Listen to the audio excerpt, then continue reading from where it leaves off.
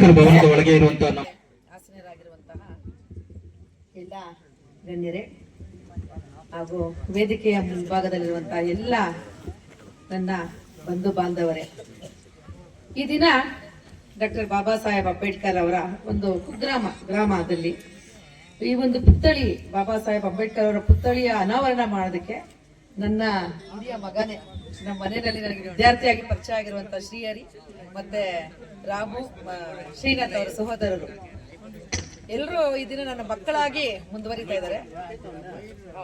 ಈಗಲೂ ನಮ್ಮ ಮನೆಯಲ್ಲಿ ಹರಿದು ಫೋನ್ ಬಂದ ತಕ್ಷಣ ನಿನ್ನ ಹಿರಿಯ ಮಗ ಫೋನ್ ಬಂತು ನೋಡಂತ ಹೇಳಿದ ನಮ್ಮ ಮನೆಯಲ್ಲಿ. ಅಲ್ಲಿಂದ ಮತ್ತೆ ಇದು 2ನೇ ಜಯಂತಿಯಲ್ಲಿ ಭಾಗವಹಿಸ್ತಿದ್ದಾನೆ. ಬಾಬಾ ಸಾಹೇಬ್ ಅಂಬೇಡ್ಕರ್ ಅವರ ಪುತ್ಥಳಿ ಅಥವಾ ಅವರ ಒಂದು ಪುತ್ಥಳಿ ಮೇಲಿರುವಂತ ಧೂಳು ನಮ್ಮ ಮನೆಗೆ ಸಿಂಧೂರ ಆದ್ರೆ ಅದು ನಮ್ಮ ಭಾಗ್ಯ ಅಂತ ಭಾವಿಸ್ತೀವಿ.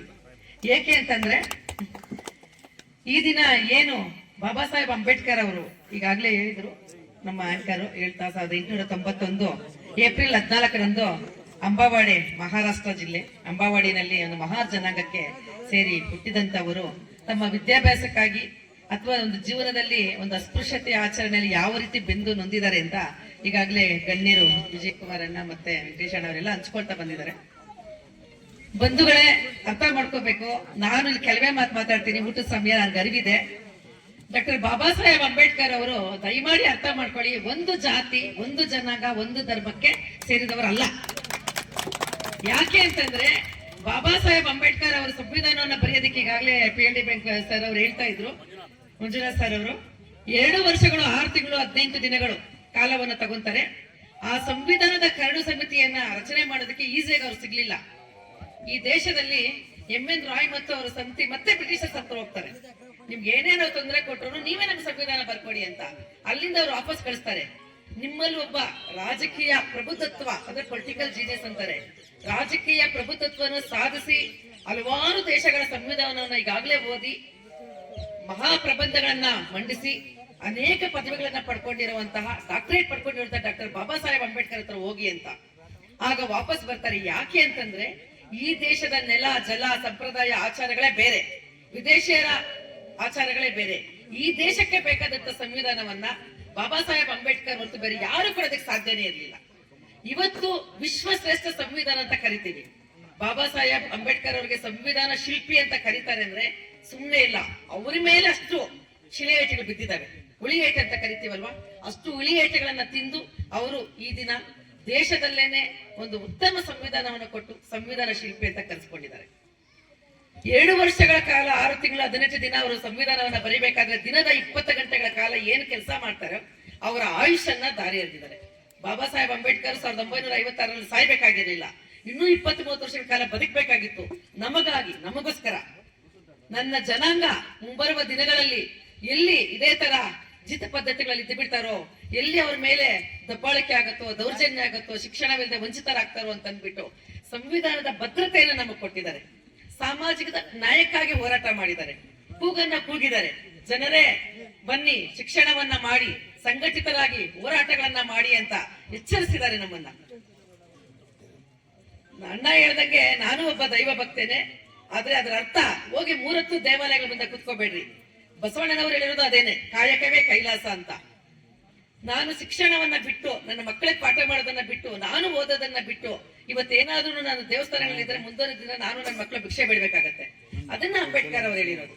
ದಯಮಾಡಿ ಫಸ್ಟ್ ಶಿಕ್ಷಣವನ್ನ ಪಡ್ಕೊಳ್ಳಿ, ಆರ್ಥಿಕ ಸ್ವಾವಲಂಬಿಗಳಾಗಿ ಅಂತ, ರಾಜಕೀಯ ಸ್ವಾವಲಂಬಿಗಳಾಗಿ ಅಂತ, ಸಮಾಜದಲ್ಲಿ ಸ್ಥಾನಮಾನವನ್ನ ಪಡ್ಕೊಳ್ಳಿ ಅಂತ. ಹೆಣ್ಣು ಮಕ್ಕಳು ಎಷ್ಟೊಂದು ಜನ ಇವತ್ತು ಬಂದಿದ್ದೀರಾ, ಅರ್ಥ ಮಾಡ್ಕೋಬೇಕು. ದಯಮಾಡಿ ಹೆಣ್ಣು ಮಕ್ಕಳಿಗೆ ಶಿಕ್ಷಣವನ್ನ ಕೊಡಿ. ಎಷ್ಟೋ ಹೆಣ್ಣು ಮಕ್ಕಳಿಗೆ ಶಿಕ್ಷಣ ಕೊಡ್ತಾ ಇರ್ಲಿಲ್ಲ, ಏನಿದ್ರು ಬಾಲ್ಯ ವಿವಾಹವನ್ನ ಮಾಡ್ಬೇಕು. ಸ್ವತಃ ನಮ್ಮ ಅಂಬೇಡ್ಕರ್ ಅವರಿಗೆ 1906ರಲ್ಲೇ ಮದುವೆ ಮಾಡ್ಬಿಡ್ತಾರೆ. ಕೇವಲ 13-14 ವರ್ಷದ ಹುಡುಗ. ಹೌದು, ಯಾವುದು ಅವ್ರಿಗೆ ಅಡ್ಡಿ ಆಗ್ಲಿಲ್ಲ, ಶಿಕ್ಷಣವನ್ನ ಪಡ್ಕೊಂಡೇ ಬಂದ್ರು. ಅವರ ಧರ್ಮ ಪತ್ನಿಯಾದಂತ ರಮಾಬಾಯಿ ಅವರು ಸಹ ಜೊತೆಯಲ್ಲೇ ಹೋರಾಟವನ್ನ ಮಾಡೋದಕ್ಕೆ ಪ್ರಾರಂಭ ಮಾಡಿದ್ರು. ಇಲ್ಲಿ ನಮಗೆ ಓಟ್ ಹಾಕೋ ಹಕ್ಕೇ ಇರ್ಲಿಲ್ಲ. ಅಧಿಕಾರ ವಿಕೇಂದ್ರೀಕರಣ ಸಂವಿಧಾನದಲ್ಲಿ ಭದ್ರತೆಯನ್ನ ಮಾಡ್ತಾರೆ. ಸಂವಿಧಾನದ ವಿಧಿ 72 ಮತ್ತು 73 ಮತ್ತು 74 ಪ್ರತಿಯೊಬ್ಬ ಮಹಿಳೆಯರು ನಮ್ಮೆಲ್ಲ ಏನು ಇವತ್ತಿರುವಂತ ಏನು ಶೂದ್ರ ಜನಾಂಗಕ್ಕೆ ಯಾರಿಗೂ ಓಟ್ ಹಾಕೋ ಹಕ್ಕಿರ್ಲಿಲ್ಲ. ಆ ಓಟಿನ ಹಕ್ಕನ್ನ ಕೊಟ್ಟಿದ್ದಾರೆ.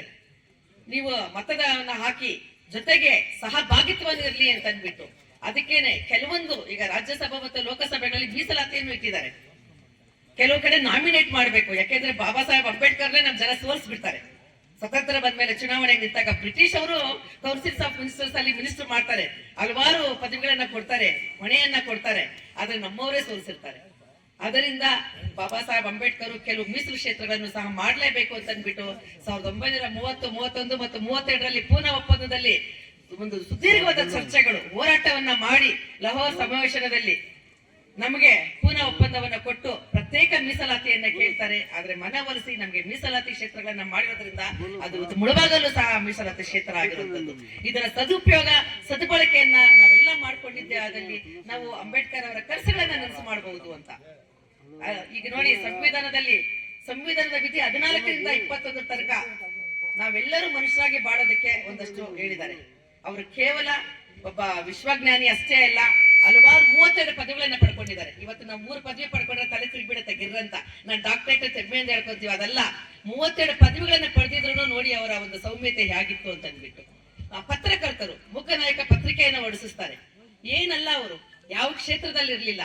ಈಗ ಇವತ್ತೇನು reserve bank of India currency ನೋಟುಗಳಂತ ಹೇಳ್ತಾರೆ, ರಿಸರ್ವ್ ಬ್ಯಾಂಕ್ ಆಫ್ ಇಂಡಿಯಾನ 1935ರಲ್ಲಿ ಸ್ಥಾಪನೆ ಮಾಡಬೇಕು ಅಂತ ಆಗಿನ ಸರ್ಕಾರಕ್ಕೆ ಸೂಚನೆ ಕೊಟ್ಟವರೇ ಡಾಕ್ಟರ್ ಬಾಬಾ ಸಾಹೇಬ್ ಅಂಬೇಡ್ಕರ್ ಅವರು. ಬ್ರಿಟಿಷ್ ಸರ್ಕಾರಕ್ಕೆ ರೂಪಾಯಿಗಳ ಸಮಸ್ಯೆ ಅಂತ ಅಂದ್ಬಿಟ್ಟು ಪ್ರಬಂಧವನ್ನ ಪಡೆದು ಅದರಲ್ಲಿ ಅವರು ಡಾಕ್ಟರೇಟ್ ಪದವಿಯನ್ನ ಪಡ್ಕೊಂಡಿರ್ತಾರೆ. ಈ ತರ ಒಂದಲ್ಲ ಹಲವಾರು ವಿಚಾರಗಳನ್ನ ಒಂದು ಎಲ್ಲಾ ಜಾತಿ ಧರ್ಮಗಳಿಗೆ ಅದಕ್ಕೆ ಹೇಳಿದ್ದು ಒಂದು ಜಾತಿ ಧರ್ಮಕ್ಕಲ್ಲ ನಾನು ಹೇಳೋದಕ್ಕೆ ಒಂದು ಚಿಕ್ಕ ಉದಾಹರಣೆ. ಸಂವಿಧಾನದ ವಿಧಿ 15 ಉಪಬಂಧ 3ರಲ್ಲಿ ಹೇಳ್ತಾರೆ, ಈ ದೇಶದಲ್ಲಿ ಯಾವುದೇ ಒಂದು ಹೆಣ್ಣುಮಗು ಮನೆಯಲ್ಲಿರ್ಲಿ, ರಸ್ತೆನಲ್ಲಿರ್ಲಿ, ಕೆಲಸ ಮಾಡೋ ಜಾಗದಲ್ಲಿರ್ಲಿ, ಆಕೆಗೆ ನೀವು ರಕ್ಷಣೆ ಕೊಡಿ ಅಂತ. ಅಲ್ಲೆಲ್ಲೂ ಹೇಳಿಲ್ಲ ಏನು ಒಂದೇ ಶೂದ್ರ ಹೆಣ್ಣು ಮಕ್ಕಳಿಗೆ ಅಂತ, ಖಂಡಿತ ಹೇಳಿಲ್ಲ. ಜಾತಿ ಇಲ್ಲ, ಧರ್ಮ ಇಲ್ಲ, ಯಾವುದೇ ಜಾತಿ ಧರ್ಮದ ಹೆಣ್ಣು ಮಕ್ಕಳಿಗೆ ಈ ದೇಶದಲ್ಲಿ ರಕ್ಷಣೆ ಕೊಡೋದು ಈ ಸರ್ಕಾರದ ಕೆಲಸ ಅಂತ. ಈ ರೀತಿಯಲ್ಲಿ ಅನೇಕ ಒಂದು ಪ್ರಾಣಿ ಪಕ್ಷಿಗಳು, ಸಕಲ ಜೀವಕೋಟಿ, ಎಲ್ಲ ರಾಶಿ, ಎಲ್ಲ ಜನಗಳಿಗೂ ಈಗ ಹೇಳ್ತಾ ಇದ್ರಲ್ಲ, ಲೇಬರ್ ಮಿನಿಸ್ಟರ್ ಆಗಿದ್ರು, ಮೈನ್ಸ್ ಮಿನಿಸ್ಟರ್ ಆಗಿದ್ರು, ಇಲ್ಲ ಜೀತ ಪದ್ಧತಿ ಹೋಗ್ಲಾಡೋದಕ್ಕೆ ಅವ್ರ ಶ್ರಮ ಎಷ್ಟಿದೆ ಅಂತ ಲೇಬರ್ ಲಾಸ್ ಓದಿದ್ರೆ ಗೊತ್ತಾಗತ್ತೆ. ಅದಕ್ಕೆ ನಮ್ಮ ಜನ ನಾವು LLBನೇ ಮಾಡ್ಬೇಕಾಗಿಲ್ಲ, ಸರಳ ಕಾನೂನನ್ನ ತಿಳ್ಕೋಬೇಕು. ಆಗಷ್ಟೇ ನಾವು ಧ್ವನಿ ಎತ್ತಿ ತಲೆ ಎತ್ತಿ ಮಾತಾಡೋದಕ್ಕೆ ಸಾಧ್ಯ ಆಗತ್ತೆ. ಬಾಬಾ ಸಾಹೇಬ್ ಅಂಬೇಡ್ಕರ್ ಅವರು ತಮ್ಮ ಆಯುಷನ್ನ ಮುಡುಪಾಗಿಟ್ಟು ಬರ್ದಿರುವಂತಹ ಸಾವಿರಾರು ಪುಟಗಳು, ಲಕ್ಷಾಂತರ ಪದಗಳಿಗೆ ಒಂದು ಅರ್ಥ ಸಿಗತ್ತೆ ಅಂತ ನಾನು ಭಾವಿಸ್ತೇನೆ. ಎಷ್ಟು ಸಾಧ್ಯ ಆದಷ್ಟು ನಾವು ಕಾನೂನನ್ನ ತಿಳ್ಕೋಬೇಕು. ಕಾನೂನು ತಿಳ್ಕೊಂಡು ನಾವು ತಲೆ ಎತ್ತಿ ಮಾತಾಡ್ಬೋದು. ಈ ದಿನ ಇಲ್ಲಿ ಪಂಚಾಯತಿ ಅಧಿಕಾರಿಗಳಿದ್ರು ಅಂತ ಹೇಳಿದ್ರೆ, ನಾನು ಒಬ್ಬ ಪಂಚಾಯತಿ ಅಭಿವೃದ್ಧಿ ಅಧಿಕಾರಿಯಾಗಿ ಅಲ್ಲಿ ರಿಸೈನ್ ಮಾಡಿ ನಾನು ಇವತ್ತಿನ ಪ್ರೊಫೆಸರ್ ಆಗಿರುವಂತದ್ದು. ಇವತ್ತು ನಾನೇನಾದ್ರೂ ಪಂಚಾಯತಿಗೆ ಹೋಗಿದ್ದೇನೆ ಅಂದ್ರೆ ಇಮಿಡಿಯೇಟ್ ಕ್ಷಣಗಳಲ್ಲಿ ನನ್ನ ಕೆಲಸಗಳಾಗತ್ತೆ. ಯಾಕೆಂದ್ರೆ ಎಲ್ಲ ಗೊತ್ತು ಪಂಚಾಯತ್ ರಾಜ್ ಆಕ್ಟ್ ಬಗ್ಗೆ ಆಕೆಗೆ ಅವ್ರನ್ನ ಎದುರಾಕೋಬಾರ್ದು ಅಂತ. ಅದೇ ನೀವು ಹೋಗಿ ಕೇಳಿ, ಇಲ್ಲ ನೋಡಿ ಸರ್ವರ್ ಇಲ್ಲ, ಸರ್ಕಾರದಲ್ಲಿ ಆದೇಶ ಆಗ್ಬಿಟ್ಟಿದೆ, 6 ತಿಂಗಳು ಈ ಕತೆ ಮಾಡಲ್ಲ ಅಂತಾರೆ. ನಾವು ಸಪ್ಪೆ ಮೊರೆ ಹಾಕೊಂಡು ಹಿಂದಕ್ಕೆ ಬರ್ತೀವಿ. ಅದಕ್ಕಾಗಿ ದಯಮಾಡಿ ವಿದ್ಯಾವಂತರಾಗಿ ಅನೇಕ ವಿಷಯಗಳನ್ನ ತಿಳ್ಕೊಳ್ಳಿ. ಮುಂದೊಂದ್ ದಿನ ಇನ್ನೊಂದ್ ಸ್ವಲ್ಪ ಎಂದಾದ್ರೂ ಬೇಗನೆ ಕಾರ್ಯಕ್ರಮಗಳು ಮಾಡಿದಾಗ ಬರೋಣ. ಇನ್ನೂ ಹೆಚ್ಚು ವಿಚಾರಗಳನ್ನ ನಿಮ್ಮ ಹತ್ರ ಹಂಚ್ಕೋಬೇಕಂತ ಖುಷಿ ಇದೆ. ವೇದಿಕೆ ಮೇಲೆ ಇನ್ನೂ ಗಣ್ಯರಿದ್ದಾರೆ. ಈಗಾಗಲೇ 2:45-3 ಗಂಟೆ ಆಗ್ತಾ ಇದೆ ಊಟದ ಸಮಯ. ಹಾಗಾಗಿ ಕೊಟ್ಟಿರುವಂತ ಅವಕಾಶದಲ್ಲಿ ಕೆಲವು ವಿಚಾರಗಳು ಮಾತ್ರ, 1-2 ವಿಚಾರಗಳು ಮಾತ್ರ ನಿಮ್ಮ ಹತ್ರ ಹಂಚ್ಕೊಂಡು ನನ್ನ ಮಾತನ್ನ ಮುಗಿಸ್ತಾ ಇದ್ದೇನೆ. ಹರಿ, ಥ್ಯಾಂಕ್ ಯು. ನನ್ನ ಹಿರಿಯ ಮಗ ಇನ್ನೂ ಎತ್ತೆತ್ತರಕ್ಕೆ ಬೆಳೀತಾ ಇರಬೇಕು. ಮತ್ತೆ ನಿನ್ನಿಬ್ಬರು ಸಹೋದರರು ನನ್ನ ಮಕ್ಕಳೇ, ಅವರು ಸಹ ಶ್ರೀನಾಥ್ ಮತ್ತು ರಾಮು. ಆಮೇಲೆ ತಾಯಿ ತಂದೆ ನಿಮ್ಮನ್ನು ಇಷ್ಟು ಚೆನ್ನಾಗಿ ಬೆಳೆಸಿದ್ದಾರೆ. ನಿನ್ಗೆ ನಮ್ಮ ಸರ್ಕಾರಿ ಕಾನೂನು ಕಾಲೇಜು ನಿನ್ಗೊಂದು ಉತ್ತಮ ಭವಿಷ್ಯ ಕೊಟ್ಟು ಅಂತ ಭಾವಿಸ್ತಾ ಇದ್ದೇನೆ. ಇದೇ ತರ ಇನ್ನೂ ನನ್ನ ಸಾವಿರಾರು ವಿದ್ಯಾರ್ಥಿಗಳು ಒಳ್ಳೊಳ್ಳೆ ಹೆಸರು ಮಾಡ್ತಾ ಇದ್ದಾರೆ, ಒಳ್ಳೆ ಉನ್ನತ ಸ್ಥಾನಕ್ಕೆ ಬೆಳೀತಾ ಇದ್ದಾರೆ. ನಾನು ಒಂದೇ ಒಂದು ಮಾತೇಳಿ ಸ್ಟಾಪ್ ಮಾಡ್ಬಿಡ್ತೀನಿ. 1991ರಲ್ಲಿ, ಆಗ ಇನ್ನೂ ನನಗೆ 17 ವರ್ಷ, ಬಾಬಾ ಸಾಹೇಬ್ ಅಂಬೇಡ್ಕರ್ ಅವರ ಅಂದ್ರೆ 100 years ಸೆಂಚುರಿ ಇದಕ್ಕೆ ಜಾಥಾವನ್ನ ಬಂದಿದ್ವಿ. ಆಗ ಒಬ್ರು ಗೋಪಿನಾಥ್ ಲಕ್ಷ್ಮಿ ಅಂತ ಅಂದ್ಬಿಟ್ಟು, ಅವರು ಆಂಟಿ ಅಂತ ಕರಿತಿದ್ದೆ ಅಕ್ಕ, ಅವರು ಮತ್ತೆ ನಾನು ಇಬ್ಬರೇ ಹೆಣ್ಣು ಮಕ್ಕಳು ಇಡೀ ಮುಳುಬಾಗಲಲ್ಲೂ ಸೈಕಲ್ ಜಾಥಾವನ್ನ ತುಳಿದಿದ್ದೀವಿ. ಅದು CM ಮುನಿಯಪ್ಪಣ್ಣವ್ರಿಗೂ ಗೊತ್ತು, ವಿಜಯಕುಮಾರ್ ಅಣ್ಣವ್ರಿಗೂ ಗೊತ್ತು. ಯಾವ ಹಂತಕ್ಕೆ ಹೋಗಿದ್ದೆ ಅಂದ್ರೆ, ನಮ್ಮ ಅಪ್ಪನ ಒಬ್ಬ ಮಾಸ್ಟ್ರು ನನ್ನ ಮಗಳು ಅಂಬೇಡ್ಕರ್ ವಿಚಾರಧಾರೆಗಳನ್ನ ತಿಳಿಸ್ತಾ ಇದ್ದಾಳೆ, ಹೋಗಮ್ಮ ತಿಳಿಸು ಅಂದ್ರು. ನಾನು ಮಹಾರಾಣೀಸ್ ಕಾಲೇಜಲ್ಲಿ ಬೆಂಗಳೂರಲ್ಲಿ ಓದ್ತಾ ಇದ್ದೆ. ಪರವಾಗಿಲ್ಲ ನೀನು ವಿಚಾರಧಾರೆಗಳನ್ನ ತಿಳಿಸು ಅಂತ ಬಿಟ್ಬಿಟ್ಟಿದ್ರು. ಆಮೇಲೆ ಕೆಲವರೆಲ್ಲ ಹಿರಿಯ ನಮ್ಮ ದಲಿತ ಮುಖಂಡರೆಲ್ಲ ನನಗೆ ಬುದ್ಧಿ ಹೇಳಿ, ಇಲ್ಲಮ್ಮ ನೀನ್ PUCಗೆ ಇಷ್ಟೊಂದು ವಿಚಾರವಂತರಾಗಿದ್ಯಾ, ನೀನ್ ಚೆನ್ನಾಗಿ ಓದು, ನಾಲೆಜ್ ಇದೆ, ಮುಂಬರುವ ನಿಂತರ 1,000 ಹೆಣ್ಮಕ್ಳನ್ನ ನೀನ್ ಬೆಳೆಸ್ತೀಯಾ. ಯಾಕೆ ಅಂತಂದ್ರೆ ಅಂಬೇಡ್ಕರ್ ಅವ್ರು ಹೇಳಿರೋದು ಅದೇ, ಕನಸು ಅದೇನೆ. ನಾನು ಈ ದೇಶದ ಪ್ರಗತಿಯನ್ನ ಅಳತೆ ಮಾಡೋದಾದ್ರೆ ಹೆಣ್ಣು ಮಕ್ಕಳ ಪ್ರಗತಿಯನ್ನ ನಾನು ಅಳತೆ ಮಾಡ್ತೇನೆ ಅಂತ ಹೇಳಿದ್ದಾರೆ. ಹಾಗಾಗಿ ನೀನು ಶಿಕ್ಷಣವನ್ನ ಪಡ್ಕೋ, ಒಬ್ಬ ಹೆಣ್ಣು 1000 ಪುರುಷರಿಗೆ ಸಮಾನ ಅಂತ ಹೇಳಿ ನನ್ನ ಮತ್ತೆ ಕಾಲೇಜಿಗೆ ಕಳಿಸ್ತಾರೆ. ಇಲ್ಲ ನೀನು ಓದೋದಕ್ಕೆ ಹೋಗು ಅಂತ ಅಂದ್ಬಿಟ್ಟು ಅವರೆಲ್ಲರಿಗೂ ಗೌರವಿಸಿ ನನ್ನ ಎಜುಕೇಶನ್ ಮಾಡ್ಕೊಂಡು ಇವತ್ತು ಪ್ರಾಧ್ಯಾಪಕಿಯಾಗಿ ನಾನು ಒಂದು ಡಾಕ್ಟರೇಟ್ ಅನ್ನ ಪಡ್ಕೊಂಡು ಇಲ್ಲಿ ನಿಂತಿದ್ದೀನಿ. ಅದಕ್ಕೆ ಎಲ್ಲರೂ ಸಾಕಷ್ಟು ರೀತಿಯಲ್ಲಿ ಕಾರಣ ಆಗಿದ್ದಾರೆ. ಅದೇ ತರ ನಮ್ಮ ವಿದ್ಯಾರ್ಥಿಗಳಿಗೆ ನಾನು ಸದಾ ಪೋಷಣೆ ಮಾಡ್ತಾ ಇದ್ದೇನೆ.